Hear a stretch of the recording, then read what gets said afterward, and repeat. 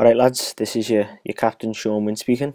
I just wanted to introduce myself before the video starts and just let you know that I will be talking over a few of the clips and a few of the exercises in the workout video, just giving general tips on technique and general coaching points, because we want all of our recruits coming in at the best possible shape and we want to give them the tools to do so. So just for any of you lads who aren't sure, we wanted to leave no doubt and make sure you understand exactly what you're doing for the workout plan that we will provide to you. I'll try my best to tone my Scousness down if I can in the video, so I apologise in advance if you can't really understand me. But Coach Darren, our head coach, is going to give a slight introduction now, and then you'll see the video. It'll come on straight away.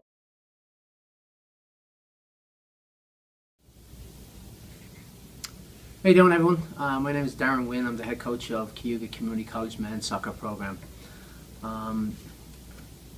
I thought it was a good idea to actually introduce myself over video.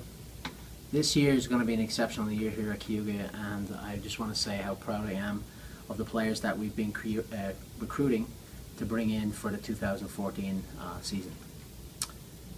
With you coming into the college, there's a lot of requirements that you have to face through admissions and your application for your visa. We are working currently with you guys on that, but behind the scenes, Sean Wynne and Mike Killian have been doing a fantastic job with demonstrating some of the stuff and exercises that you will need to have to better yourself and get stronger and get bigger and get faster in the fitness center here at Cayuga. We're looking forward to having you guys come in. As I said before, it's going to be a fantastic year. We're really pushing, kicking the door in this year for the national championships. If you guys have any questions, please don't hesitate to contact me, and especially Steve. He's been doing a fantastic job as well in the UK, getting all you guys in shape, writing up all your programs. So please don't hesitate to contact us. We are here to help you and better you as a player, not only as a player but as a student athlete as well. I'll be in touch soon. Take care. Bye-bye. Right then lads, the first movement that we're going to be looking at is the bench press. The main coaching points here is, of course, first of all, the setup, making sure that we have our feet planted firmly into the ground, upper back locked to isolate the arms and the chest. Make sure your hands are just past shoulder width on the bar. There is tiny little markers that you want to put your little finger on, wrap your little finger around there. That's the ideal position. Bringing the bar down slowly under our control, making sure that it's not coming down too harsh on our sternums, making sure we touch our chest and straight up with every rep. Like I said, we want to isolate the chest, bring it down under control, push it up under control, as you can see me and Mike are doing here. There's no throwing, it's all muscle. We're not using our skeleton. That's basically it for bench press.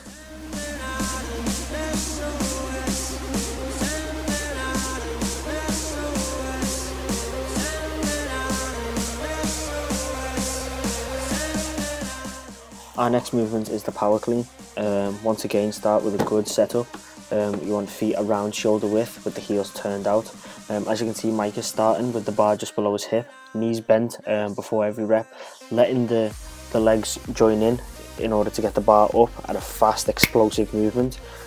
Pulling the bar in just so it sits naturally at the shoulders with the wrists turned back.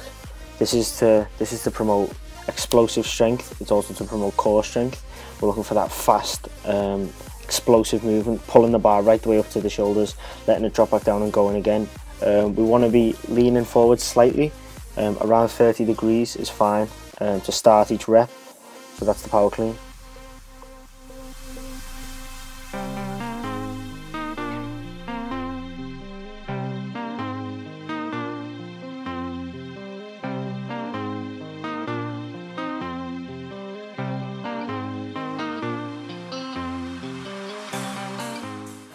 Our next movement is shoulder press. Once again, starting off with a good stance before we do any reps, keeping the feet at shoulder width with the heels turned out. As you can see, the grip, we want our hands just outside the shoulders at an even space. Starting at that resting point and pushing upwards and backwards so that the bar is in line with the middle of our skull. Every rep full extension, we don't want any half reps. That's the shoulder press.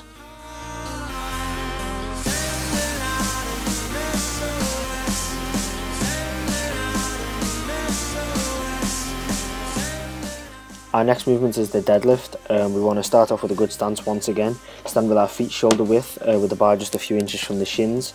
Squat down, keep the back straight, lean forward from the hips. Before you start the lift, ensure your lower back is arched and you're holding your chest up high, looking straight ahead, not up or down. And also keep your arms straight throughout this whole movement. We're not pulling with our arms whatsoever. This is a very dangerous movement if done incorrectly, so make sure that we research if this isn't enough information on how to do this absolutely perfectly, because I can't emphasize how much damage this can cause if not done correctly. The next exercise is the squat. Once again, starting off with a very good stance, making sure our feet are shoulder width with heels turned out. Look up before starting any rep to the top of the mirror that you're in front of. Make sure your back is arched once again, keeping the chest up. We want to be going to a depth of bringing our bum to our knees and letting our legs flow in a natural position. Don't go too wide, don't go too narrow with your legs, because this can cause damage and too much stress on the knees. Once again, this is a very dangerous exercise for the lower back if done incorrectly, so make sure we're not putting too much weight on the bar to start off. Let's get technique down first before anything.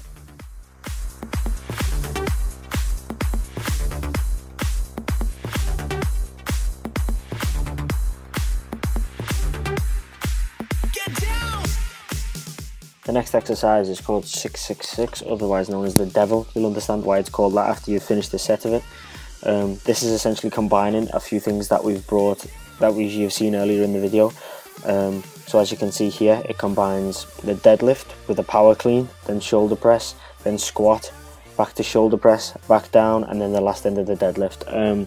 Making sure you keep the technique as we talked about in the previous, just earlier in this video, in every single exercise or every single section in this exercise. Also, we want to make sure that we're not going too fast in this exercise, as that can cause lack of technique. Just get through every rep at a nice pace. You want to keep it as a nice flow, not going too fast or too slow, because this is also, as well as building muscle, this particular exercise is all about cardiovascular and muscular endurance. This is how we're gonna do it, let me break it down. You're gonna go on the floor and just get it down. That's how we get down tonight. Get down!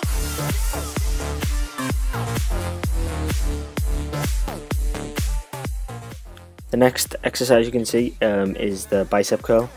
The coaching points I'd have for this is start just below the hips with the arms extended fully. You want to be curling into around the chin area with the bar, using nothing but the bicep. We don't want to be throwing it whatsoever. You can see our centre back Killian doing it with almost perfect form right here. A slight bit of cheating, but he is doing a substantial amount of weight, so that is okay. You won't be doing that just yet. The next exercise is the tricep push down. We want to start with our elbows just past 90 degrees. Pull the rope in this case right the way down and twist it out, to give that last little bit of contraction on the tricep to really build the muscle. You can see the level that our athletes are at right now.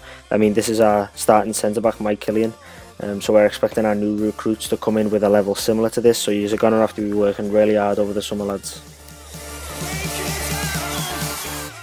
Lastly, we have our ab circuit. So as you can see, we're starting off, we keep our feet and back off the floor. Go to a point where you're almost lying down fully, but do not touch the floor. Bring your knees into your chest and back to the original position of almost lying down. Transfer straight away into twists, once again legs and back off the floor, twisting with your hands just outside your knees. We want 20 reps on all of these. Then we'll transfer straight away into alternate crunches. So you bring in the alternate knee up and touching with the opposite elbow. Once again, we're not touching the floor in between any of these or during any of these exercises. The rest is afterwards you'll touch the floor, so do not be resting between any of these. It's all about the endurance, and you really want to be going and keeping it up.